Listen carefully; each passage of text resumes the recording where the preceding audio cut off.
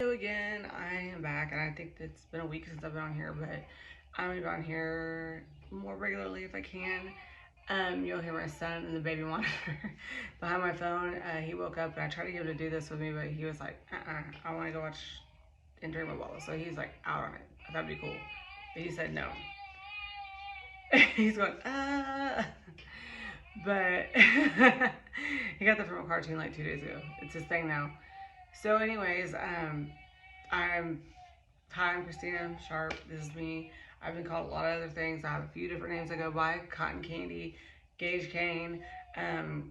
Those are some nicknames I go by, and I'll explain what those nicknames are. Gage Kane is a nickname that I got whenever I was in radio, working for 103.5, and I needed a radio call name. And then I was going out and doing a lot of promotional modeling for like Vox, and Vox is a magazine I used to write for. Vox Magazine, for Jail Audio, for XM and Sirius Radio before they merged, Yin Yang Twins, Lucas Oil. Like, I've done a lot of stuff like that in my past when I wasn't a total train wreck. But I just put in like a name generator and got Gage Kane. I was like, that's cool, whatever. That's where I got that like 10 years ago. So I've had that for a while. So you'll see that tied to Cotton Candy's live, which I'm making Cotton Candy Kane now, which I think kind of works and gets them unified together because I have those names. And then I have me, which is Christina, just whatever. So, or I went by Christy in high school, so sometimes people call me Christy. And I had a bunch of slander on the internet put about me saying that I didn't know my name, my identity, and I was having an identity crisis. I was a psychopath. When in all reality, people called me Christy because I thought my name sucked when I was in high school because it's the most boring name you could ever have. It's spelled exactly the same across 98 different people in the state of Oklahoma for what I've seen. It had literally the same first, middle, and last name as me. And there's 98 of us in Oklahoma, by the way. So if they're doing shit, it's not me, okay? I'm not doing it. I don't have a criminal record. No criminal record. Thank you. Anyways, and I need to go find them hoes and be like, you need to stop acting up because I'm catching the slack for that. But it's caused me a lot of problems. But anyways, I hated how my name was so boring, and so I added a K on the front and an I on the end, and I was like, ooh, I'm Christy now, it's different, and it was exactly the same, obviously. And then, so people that know me from high school call me Christy, and then whenever I went to college, they said it was causing conflicting information, so I went back to Christina, and I realized that Christy and Christina are pretty much the same damn thing anyways. So that's why I have those names. Cotton Candy is from a friend that Brett Shelton when I was in high school. Big meat. He was a big guy. I guess that's why I called him. I know he's pretty fit, but he was like, "You smell like fucking cotton candy all the time," because I wore gummy bear body spray because I was in middle school. So that's what that came from. Nothing dirty or gross, and it just stuck and hung with me forever, which I'm not mad about. It's fine. So yeah, that's where cotton candy came from. Anyways, moving on. You know, I want to get back onto like this whole deal. I've had my character completely twisted, contorted into everything you can think, and these false narratives built for me. And I want to say who exactly I am and what I've done in my life. I'll be completely honest. And these, by the way, these videos, I do not edit these. This one I'm gonna edit because it's in the middle, about right here. Hello again, and I'm back, and I got Lyndon with me this time. He's making quite the face. Oh. We'll see how this goes. So I was doing this late at night and he woke up and he wants to be with me. So we're gonna see, and he might want to get down as well. Linda, look, come here, look, cook, on the camera. He says no. He says it ain't gonna happen today. I wanted to show you how my son acted when I tried to get him to do this with me. He was not about it. But that's an edit I'll do, but I'm not in here. This is what I look like. This is on filter. This is my makeup. And I don't have any, whatever, AI crap, which, I mean, I don't know, probably is a good idea, but I'm not going to do it. I want this to be as authentic as it can be. So, and my son is about to crawl off the bed. And, nope, he's not doing it. Okay. But, and I was waiting for him to come right down the hallway. But anyways, I'm one of 3, and nope, he's not doing it yet. I'm one of three in my family. I'm the oldest one in my household. I grew up in a house put like that. So I have my middle sister. She's a very successful chef. She's on Food Network, a bunch of magazines. She runs a really successful group of restaurants. And she's, God damn it. And did you hear me guys? Oops. But she's, what, 31? And then, nope, 32 actually. And then my little sister, the youngest one, is 21. So she's a nurse and she's highly gifted brain wise. I mean, we all are pretty fucking smart kids. I really need to work on this cussing thing because it's going to push me down really far in the algorithm. And that's going to kill the purpose of some of this. So I grew up like that. I wasn't really raised by my mom. We lived in the same household. My parents were married for 25 years. So they split when I was 16. They raised us together. We had a very traditional upbringing for the most part, except for there was no organized religion in our house. There was nothing religion. There was no organized sports. We watched motocross. We watched that, but that's about it. Watched a lot of NASA, a lot of the stock, and stock stuff, the Dow, a lot of that. So that's why I've got that in me. I wasn't allowed to go to football games. I wasn't allowed to go to school dances, and my parents pulled off the VH1 and the MTV off of our TVs because they were afraid, mainly me being the first one as the guinea pig, that I would go out and get in trouble, and they wanted to protect us. All of our phone calls were monitored. I couldn't wear certain clothes. I couldn't have thong underwear. I couldn't wear makeup. I couldn't dye my hair. I couldn't, no makeup, no nothing. And all these things, like, my parents really, they locked us down. And no, more me. Really, they didn't my sisters, but me, they did for sure. And I think they realized that how wild you go whenever that happens as a result when you leave. But I grew up in Mustang, Oklahoma. I hate it. I hate Mustang. Oh, I just don't like it at all. Really bad memories. Really, the entire state of Oklahoma is just, it's really poor memories for me. I was a huge nerd. I was always a nerd. But whenever I was in elementary school, I remember like one of the teachers, I wanted to go be the kid that like walks down the hallway and delivers something, and she would never pick me. Like, she picked all the other kids, and I would just like wanted to so bad, and it would never be me. And then like I remember like just things like that. I didn't really have friends to play with. My mom didn't have me playing with kids, and the neighbors were like way older boys. So I kind of hung out with them, and then this girl I grew up with that looked just like me. And to this day, she still looks like a lot like me. And that's another story. She just, no good. No good. We don't talk at all. Pardon me, I have a band. Look at this bandage with tape. I had glass in my hand. It sucked. Like a big chunk of glass because I flipped my car when I was pregnant. It's another story for later. But anyways, I dropped my light. Like I said, no edit. This is how it's gonna be.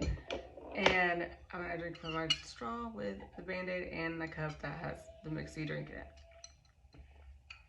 It looks nasty. I just didn't mix it good, so it's got powder on the side. But it is actually like this red beet stuff, kind of like lightly mixed in there. It's pretty good. So it's a vodka. Yeah, that's in there too. Yeah, I need that right now. Trust me, after today, I need that. But like I've never, anyways, that's all cool, like moved into my my current social life. I've never had a group. I never had like, oh, we're all gonna go out, or like what's up. I've always had scattered friends, but I didn't know two of them in the same group, and so I've always had that. I've never really had I have a support system, but I've never been close to my family.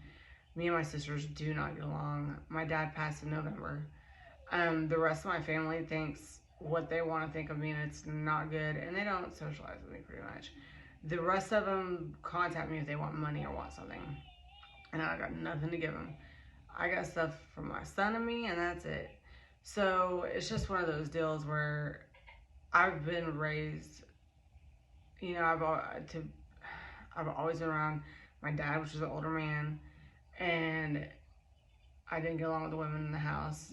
And that's why all my friends are male, and why I have daddy issues. I'm always alone. Always alone. And if I'm in a relationship, I'm alone. There's not, it's never been a relationship. I don't feel like I've ever had a boyfriend my entire life, except for about like 2 months recently, I would say, and that's another deal for later.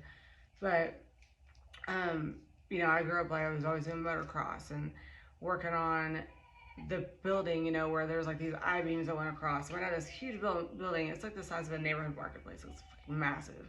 That I would go and we'd go to salvage auctions, and that's why I know about the car industry and auctions and stuff.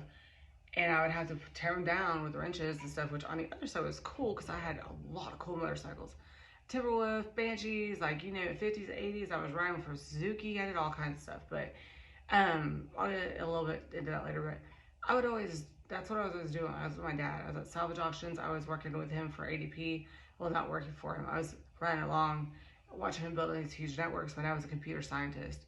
So I was doing that, or I was hanging out at my grandma's house at Underground Casino. It was super cool.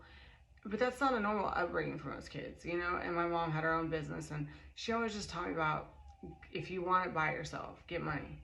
I wasn't taught how to date, how to be a girl, how to dress, about my period, like about sex. Like, to this day, sex is like a no topic. I'm 38 years old. I felt uncomfortable telling my mom I was pregnant. Like, I didn't even know how to tell her. And that's how it's been treated my entire life. And for me being an OnlyFans creator now is a really crazy thing that I'm transitioning to, and I'm honestly having problems acclimating to it because of the sexual nature of it. It doesn't have to be sexual nature on there. Like, there's a bunch of people that aren't that way. But that's really the nature of the beast, honestly. And it is definitely a hard thing for me to be comfortable with it, or even be sexual, or have like any type of sexuality about me. It's very, very weird. I mean, obviously everyone has sex. I mean, that's why we're here. But like in high school and stuff, in middle school, elementary, it just wasn't discussed. And, I was, so innocent and so naive to everything. I mean, my parents just sheltered me so bad. And my summers I spent, every summer I had to volunteer. My mom would pick somewhere and I volunteered the whole summer.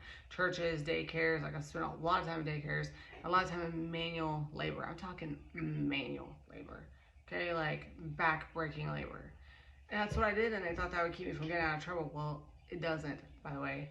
But, I built arbors and rolled hot tubs back on the sides of telephone poles and would set them on the side and roll it.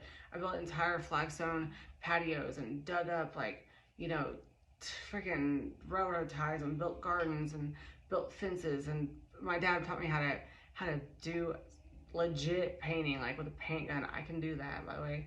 And I would help him paint motorcycles in the garage in this makeshift paint booth all summer, or built the duck hut because we had ducks, and that's another story. So I'd be doing that. It was like work is all I've ever known. And it's never been about social skills or love or how to do any of that for my family. So it's really fucked my life up. And I wish it was different. And I unfortunately am afraid of passing that to my son. But, I didn't have friends. I still, to this day, I have a lot of people. A lot of people that are in my corner. I can't say, though, like, on my birthday, I had no one to call. I did, but, they all just wanted to screw me. It wasn't like, hey, let's hang out. It's her birthday. I went, it just has always been that way. And now I've found myself isolating in ways that are just really unhealthy. And a lot of that comes from my childhood and my past and the things that have happened to me that are they're not good. And, I want people to see really what the appearance of a multiple rape victim looks like, the appearance of a multiple domestic assault victim looks like, the victim of a attempted murder, victim of a single mom, of a deadbeat dad that ran off and hasn't even met his son, and what the story is behind it, because of this narrative that's just written is wrong. It's really wrong, and I want to speak up for it, and I want to change those things, and I want my son to see who I was. I want to know who I am. He's going to cry, but I really want that. That's why I did this. And I am doing this, and I want to complete it, and I want to tell my entire life story because I want that to be there. I don't know if you two will be around or not, but I imagine it will be. So, and if not, maybe someone will be lucky enough to, or smart enough to copy it for him or something, because I mean, with my luck or my age, I don't know what'll happen. So, maybe that's how long I'll be here. So, here we go. I kind of was kind of all over the place, but I have all these episodes written out. So I don't want to keep you. And my son is wiggling all over the bed. I'm gonna check on him, and then I'll talk to you soon. So there's the start of it. I guess this is episode 1. We'll call it 1. So there's the beginning of it. Talk to you soon.